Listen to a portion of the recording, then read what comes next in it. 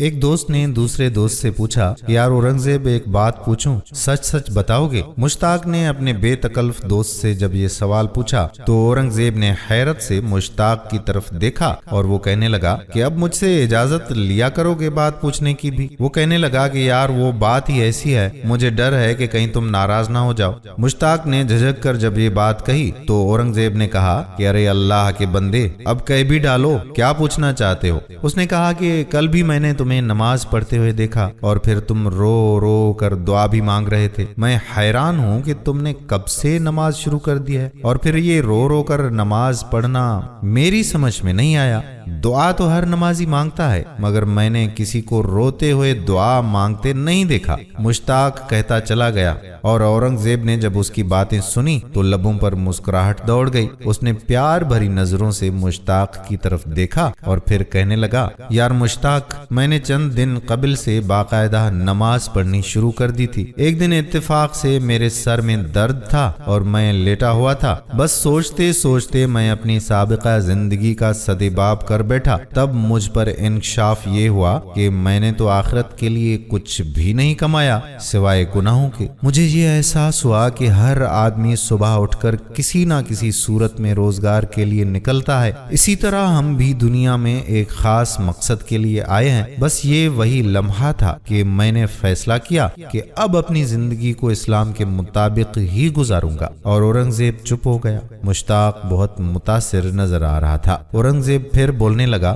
کہ مشتاق یار بس کیا بتاؤں، میں نے جہنم کا تصور کیا، اللہ کے عذاب کے بارے میں سوچا تو مجھ پر کپ کپی سی طاری ہو گئی۔ اب میں جب بھی نماز ادا کرتا ہوں اللہ کے خوف سے میری آنکھوں سے آنسو نکل آتے ہیں۔ اورنگزیب کا لہجہ کہتے کہتے بھر گیا تھا۔ چند لمحے خاموشی میں بیت گئے، پھر مشتاق کہنے لگا کیا اللہ ہمارا اس طرح رونا پسند کرے گا؟ اورنگزیب جذباتی لہجے میں بولا اللہ کو دو قطرے بہت پسند ہے، ایک آنسو کا قطرہ جو اس کے خوف سے نکلے اور دوسرے خون کا وہ قطرہ جو جہاد میں کسی زخم سے ٹپکے۔ چند لمحے توقف کے بعد وہ مزید کہنے لگا کہ جو اللہ سے ڈرتا ہے وہ کسی سے نہیں ڈرتا۔ پاس سے گزرتے سر حیدر نے اورنگزیب کی گفتگو کا آخری جملہ سنا تو وہ رک گئے۔ انہیں بہت خوشی ہوئی کہ اسکول کے ہاف ٹائم میں جب سارے بچے کھیل رہے تھے یا دیگر تفریحات میں مصروف ہوتے تھے، دو ذہین اور اچھے طالب علم دین کی باتوں میں مصروف ہیں، وہ بھی ان دونوں کے نزدیک گھاس پر بیٹھ گئے۔ ان دونوں کو سر حیدر کی آمد سے خوشی ہوئی۔ مشتاق نے قدر اختصار کے ساتھ ساری بات سنائی۔